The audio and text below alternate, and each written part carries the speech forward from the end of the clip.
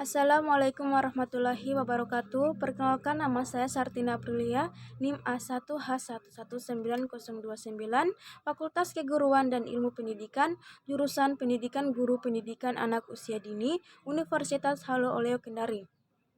Baik, pada kesempatan kali ini saya akan memaparkan tentang strategi pembelajaran.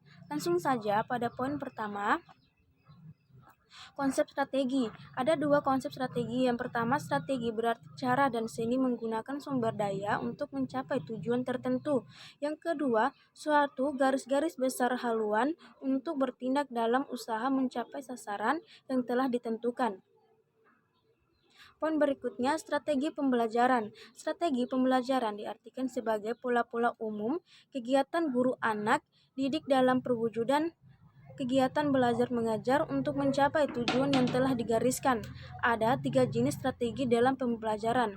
Yang pertama ada strategi pengorganisasian, yang kedua strategi penyampaian, yang ketiga strategi pengelolaan. Poin berikutnya, karakteristik pembelajaran. Karakteristik pembelajaran adalah watak, tabiat, akhlak, atau kepribadian seseorang yang terbentuk dari hasil internalisasi berbagai kebajikan yang diyakini dan digunakan sebagai landasan untuk cara pandang, berpikir, bersikap, dan bertindak. Kebajikan terdiri atas sejumlah nilai, moral, dan norma. Poin berikutnya, implementasi belajar mengajar. Ada ciri-ciri belajar melalui keterampilan proses. Yang pertama ada menekankan pentingnya makna belajar untuk mencapai hasil belajar. Yang kedua, menekankan pentingnya keterlibatan siswa. Yang ketiga, menekankan bahwa belajar adalah proses dua arah yang dapat dicapai oleh anak didik. Yang keempat, menekankan hasil belajar secara tuntas dan utuh.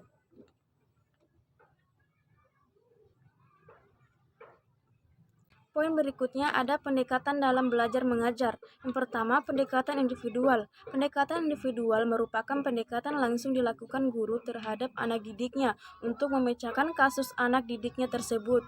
Yang kedua, pendekatan kelompok. Dalam kegiatan belajar mengajar terkadang ada juga guru yang menggunakan pendekatan lain, yakni pendekatan kelompok. Yang ketiga, pendekatan bervariasi. Permasalahan yang dihadapi oleh setiap anak didik bervariasi, maka pendekatan yang digunakan pun akan lebih tepat dengan pendekatan bervariasi pula. Yang keempat, pendekatan edukatif.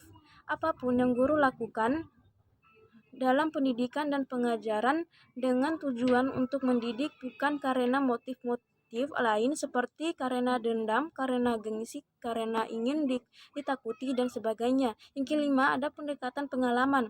Pendekatan ini merupakan pemberian pengalaman keagamaan kepada peserta didik dalam rangka penanaman nilai-nilai keagamaan. Yang keenam ada pendekatan emosional.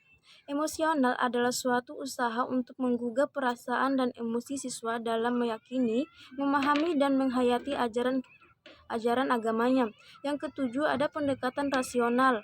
Pendekatan rasional adalah suatu pendekatan yang dilakukan guru terhadap murid dengan cara membimbing perkembangan berpikir murid ke arah yang lebih baik sesuai dengan tingkat usianya.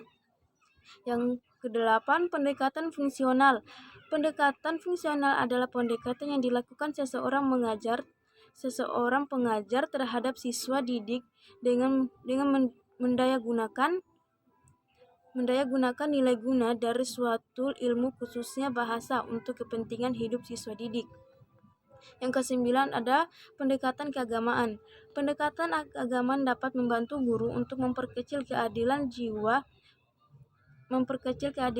agama di dalam diri siswa, agar nilai-nilai agamanya tidak dicemoohkan dan dilecehkan, tetapi diyakini, dipahami, dihayati, dan diamalkan secara hayat siswa di kandung badan. Yang ke-10 ada pendekatan kebermaknaan. Bahasa adalah alat untuk menyampaikan dan memahami gagasan, pikiran, pendapat, dan perasaan secara lisan atau tulisan.